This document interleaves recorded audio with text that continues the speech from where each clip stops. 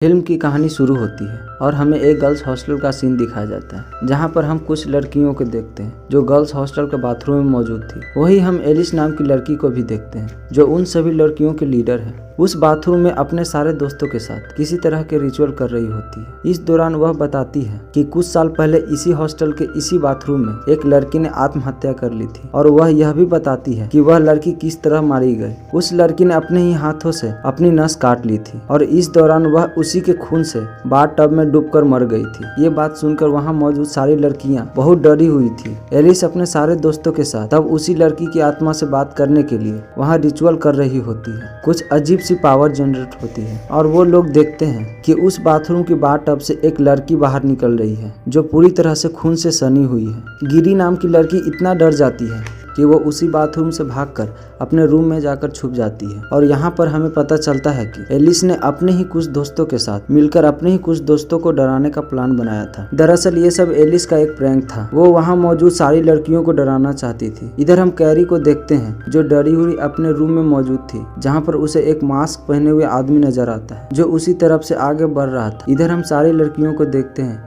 जिन्हें कैरी की चिल्लाने की आवाज आती है तो वो उसकी रूम की तरफ भागती है जहाँ पर उन्हें पता चलता है कि कैरी अपने रूम से नीचे गिर चुकी है और उसकी मौत हो चुकी है। ये सब उन लोगों को बहुत ही अजीब लगता है और सीन यहीं पर कट हो जाता है। अगली सीन में हम कैमली नाम की एक लड़की को देखते हैं जो उसी यूनिवर्सिटी में टीन लैंड्रेस से मिलती है और वो अब कैरी की जगह यूनिवर्सिटी में शामिल होना चाहती है। लैंड्रेस उसे बताती है कि अगर पढ़ाई के बीच में यूनिवर्सिटी ज्वाइन करना चाहती हो तो ऐसा बिल्कुल नहीं कर पाएगी। वो बताती है कि दरअसल उसकी एक स्टूडेंट कैरी की एक एक्सीडेंट से मौत हो चुकी है, उसी के कारण कैमली को ये सीट मिला है। अगली सीन में हम कैमली को देखते हैं जो लाइब्रेरी में बैठी हुई थी। तभी वहाँ पर लेनोरा और एमोन नाम की दो लड़कियाँ आती है जिन्हें देखकर कैमली से उसे बात करने की कोशिश करती है, लेकिन वह दोनों लड़कियां बड़े घमंड के साथ उसे उठने को कहती है क्योंकि वह बेंच जिस पर कैमली बैठी हुई थी वह दोनों लड़कियों की जगह थी। थोड़ी देर बाद वहां पर हेलेना नाम की एक लड़की भी आ जाती है जो कैमली से उस बेंच से उठने के लिए कहती है। इसके थोड़ी देर बाद वहाँ पर एलिस भी अपने दो साथियों के साथ पहुँच जाती है और वह कैमली के ऊपर पानी फेंक देती है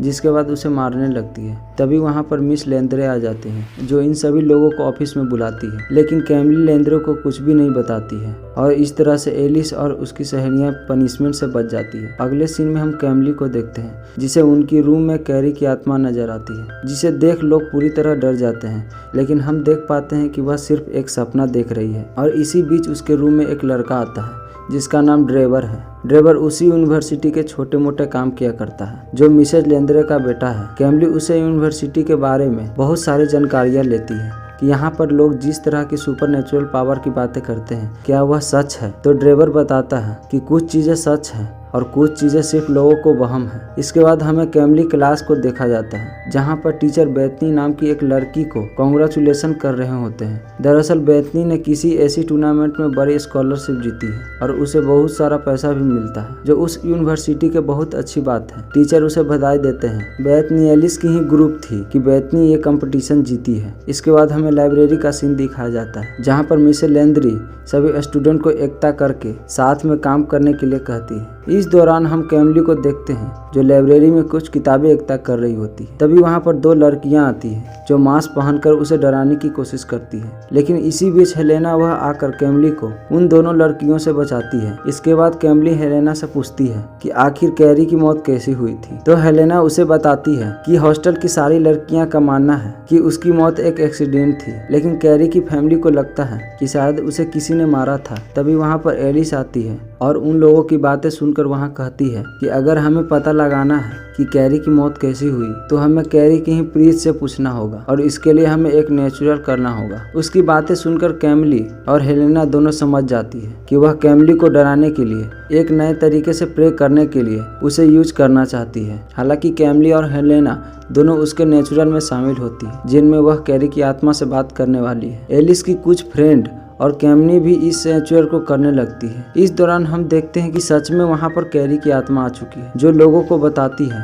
कि उन लोगों की मौत भी जल्दी ही होने वाली है। तभी टेबल पर मौजूद सारे कैंडल बुझ जाते हैं। तभी वहाँ पर लेंद्रे आ जाती हैं और वह देखते हैं कि सारी लड़कियां आत्मा से बात करने में व्यस्त हैं। उसके जाने के बाद एलिस सभी लोगों को बताती है कि कैरी की आत्मा सचमुच इस रूम में आई थी। एलिस बताती है कि वह हमसे झूठ नहीं बोल रही है और ना ही किसी तरह का प्रयोग कर रही है। अब वहाँ मौजूद सारी लड़कियां एलिस की बातों पर यकीन कर लेती है क्योंकि उन्हें लगता है कि शायद कैरी की आत्मा उस रूम में सच में आई थी। इसके बाद हम लेनोरा को देखते हैं जो अपने बॉयफ्रेंड से मिलने के लिए हॉस्टल से बाहर जाती है, जहाँ पर रास्ते में वह अपनी एक सेल्फी लेने लगती है और वह सेल्फी में देखती है कि उसके पीछे एक मास्क पहना हुआ आदमी मौजूद है और थोड़ी ही देर बाद वो आदमी उसे खत्म कर देती है। अगली सुबह जब मिसेस लेंद्रे को ये बात पता चलती है कि लेनोरा हॉस्टल से गायब है तो उसे सभी लड़कियों को ऑफिस में बुलाती है और उन्हें बताती है कि साइन लेनोरा हॉस्टल छोड़कर भाग चुकी है क्योंकि उसके रूम में उसका सामान भी मौजूद नहीं है और मिसेस लेंद्रे को लगता है कि वह अपने घर जा चुकी है। लेकिन एलिस उसे बताते हैं कि वह उसके बेस्ट फ्रेंड है और वह उन लोगों को बताए बिना कैसे जा सकती है। इसके बाद एलिस और उसकी कुछ सहेलियां मिलकर लेनोरा के रूम में जाकर उसका सामान चेक करने लगती है। इस बीच उसके साथ ट्रेवर भी मौजूद था। उन्हें बेड पर खून से बना हुआ सिंबल नजर आता है, जिसके बाद वह सारी लड़कियां घबरा जाती है। उन्हें समझ नहीं आता कि आखिर लेनोरा के साथ क्या हुआ। तभी हम दूसरी और एक लड़की को देखते हैं जो बाथरूम में मौजूद है। इस बीच उस लड़की को भी उसी मार्क्समैन के द्वारा मार दिया जाता है। अब हॉस्टल में मौजूद सारी लड़कियां बुरी तरह से डर जाती हैं और उन्हें लगता है कि शायद अब अगला नंबर उनका है। एलिस सभी लड़कियों को बताती है कि हमें पता लगाना होगा कि आखिर लड़कियों को कौन मार रहा है। इस दौरान वो हॉस्पिटल में मारे गए उस बाथ टब वाली लड़की की बारे में रिसर्च करते हैं क्योंकि उन्हें लगता है कि उसी लड़की की आत्मा ही ये सब कुछ कर रही है। जहाँ पर उन्हें पता चलता है कि लेनोरा के रूम में जो साइन उन्हें मिला था उसी लड़की के लॉकेट जैसा था और वो लोग समझ जाती हैं कि लेनोरा को उसी टब में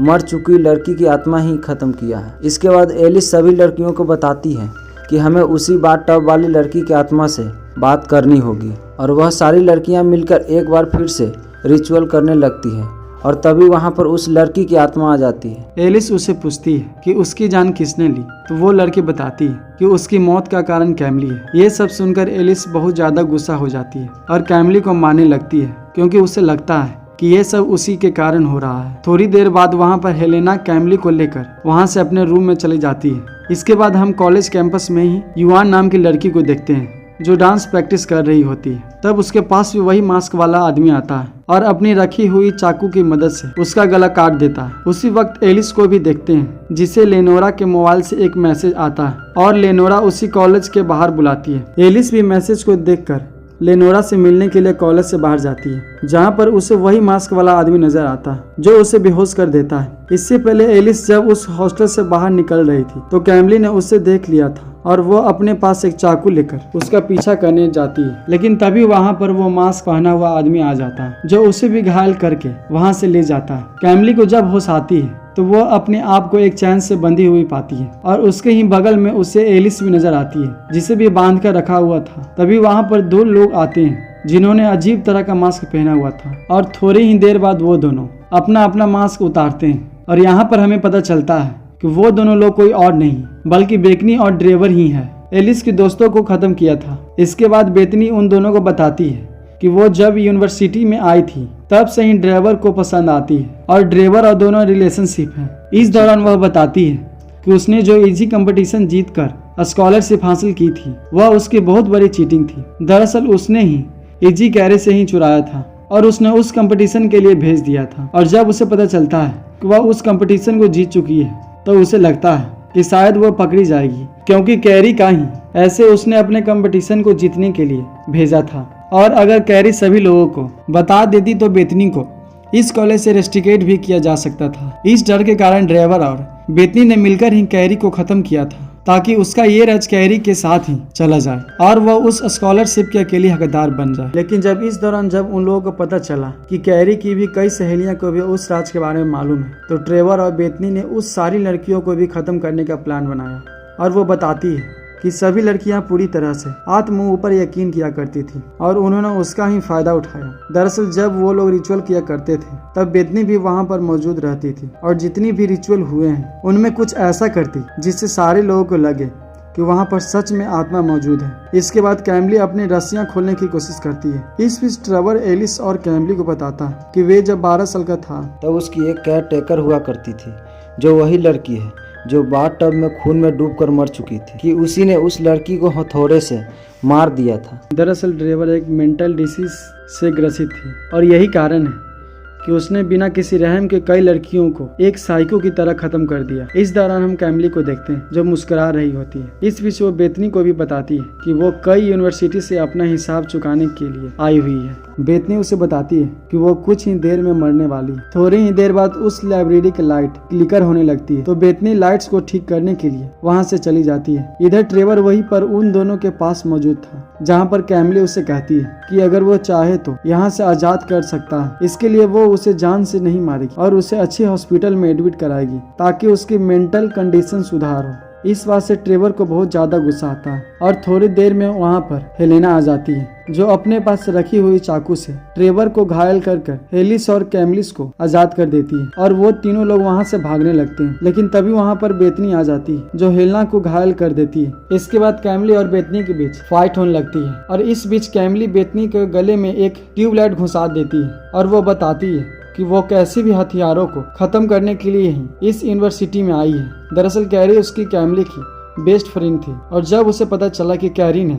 आत्महत्या कर लिया है तो उसे यकीन नहीं हुआ और वो फैसला करती है कि उस यूनिवर्सिटी में जाकर उसकी कातिल को खत्म करेगी। और इस तरह से कैमली ने अपनी बेस्ट फ्रेंड कैरी की मौत का बदला बेथनी से ले लिया। इधर कैमली हेलेना और एलिस जो कि घायल थी उन्हें लेकर वो उसके रूम में छोड़ती है और ट्रेवर को खत्म करने के लिए वहां से वापस आती है। इसके बाद दूसरी अलमारी को उसके सिर पर पटक देती है जिससे उसके वहीं पर दर्दनाक मौत हो जाती है। इसके बाद अगली सुबह होने पर कैमली अपना सारा सामान पैक कर वहां से जाने लगती है। इस बीच हेलेना उसे पूछती है कि आखिर वो कौन है, वह यहाँ पर क्यों आई है। तो कैमली उसे बताती है कि वो यहाँ पर किसी मकसद के लिए आई थी जो अब पूरा हो चुका है। हेलेना कैमली के जाने से बहुत ज्यादा दुखी होती है। वो कैमली से पूछती है कि आखिर उसे कैमली से मिलना हो तो उससे कैसे बात करेगी। तब कैमली उसे बताती है कि वो जब भी उसे अच्छे मन से याद करेगी तो वो उसके पास मौजूद होगी। इसके बाद कैमली वहाँ से जाने लगती है और जाते वक्त यूनिवर्सिटी के उसी रूम की तरफ देखती है जहाँ पर हम देख पाते हैं कि कैरी की आत्मा मौजूद है जो उसे बाय बाय कर रही है। और इसी के साथ ये मूवी यहीं पर खत्म हो जाती है। तो दोस्तों ये आपको कैसे लगी नीचे कमेंट करके जरूर बताएं और हमारे चैनल को जरूर सब्सक्राइब करें।